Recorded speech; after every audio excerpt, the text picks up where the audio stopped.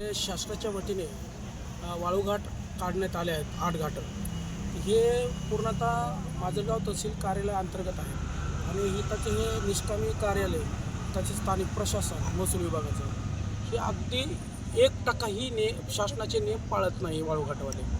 म्हणून हे 8 घाट बंद करून कलेक्टरकडे जिल्हाधिकाऱ्याकडे प्रस्ताव पाठवावा ही माझ्या संघटनेची मागणी आहे.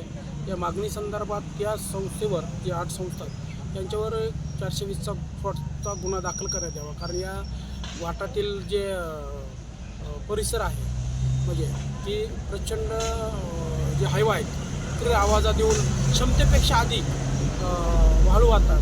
तिथं पोकलिंग JCBचा यूज केला जातो आणि त्या गाड्याच्या धुळ्यामुळे शेतकऱ्यांची पर्यावरणाची अतिशय दुरावस्था झालेली आहे. आणि वाळूघाटाचं जे गाव होतं महिला भगिनी धुवाई जर गेले तर त्यांना हे वाळूघाटातले जे 100-50 गुंडे पाडले प्रत्येक टेंडरवाल्यांनी हे महिलांना त्रास देत येतात, कपडे धुवाई गेलेल्या महिलांना वगैरे वगैरे. अशा पद्धतीने ही परीक्षेचा टाईम आहे विद्यार्थ्यांचा. यांच्या गाड्याचा प्रचंड मोठा आवाज येतो. म्हणजे नियम शासनाचे कोणतेच पाळलेले नाहीत. त्यांनी CCTV लावलेले नाहीत, GPS सिस्टम लावलेलं नाही गाड्यांना. म्हणजे अनेक पद्धतीने सगळे रोड खराब झालेले. तर इथाचे स्थानिक माजलगाव तहसीलदार हे तिळभर बी लक्ष देत नाही. म्हणजे निवळ ते त्यांना वाळू घाटाला वाळू माफियाला विकून टाकलेलं आहे सगळं. आता तुम्ही जे आंदोलन करतात ते कोणत्या घाटाच्या विरोधात आहे? नेमकं एखादा घाट का पूर्ण घाटाच्या विरोधात? 8 ही घाटाचे. त्याच्यात कोणते कोणते नाव वाचवता येईल आपल्याला? एकच मिनिट.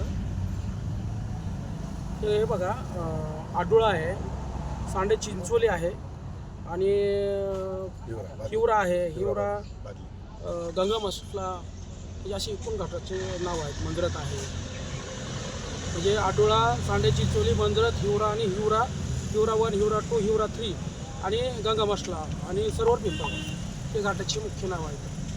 तर हे तत्काळ या तहसीलदारने प्रस्ताव पाठवून हे घाट बंद करावे ही माझ्या संघटनेची मागणी आहे. कारण या घाटामुळे भविष्यात जर एखादा त्या घाटावर जर मर्डर झाला आणि यांनी 100 गुंड पाळले एका घाटावाल्यांनी तर 100% मी माझ्या संघटनेच्या लवजविद्रोह सेनेच्या माध्यमातून मी तहसीलदारवर 302 दाखल करणार आहे. कारण मी काल प्रकार झाला, सरपंचाला काही लोकांनी मारलं तिथं. कुठल्या सरपंच? आबेगावच्या सरपंचाला मारहाण झाली, तिथं गाड्या फोडणं झालं. म्हणजे हे काय प्रकार झाले या महसूल प्रशासनाने? आम्हाला हे काहीच मार्ग नाही. तर एवढं निष्कामी कसं काय येतात माजलगाव तहसील प्रशासन आहे? यांना मला वाटतं 10-20 लाख रुपये यांना हप्ते जातील पाहिजे. त्याच्यामुळे यांचे दुर्लक्ष आहे. हे सरळ माझा आरोप आहे तहसीलदारला. म्हणून हे 8 ही घाटाचे प्रस्ताव तहसीलदारनी कलेक्टर ऑफिसला पाठवावे आणि हे घाटं बंद करण्यात यावे.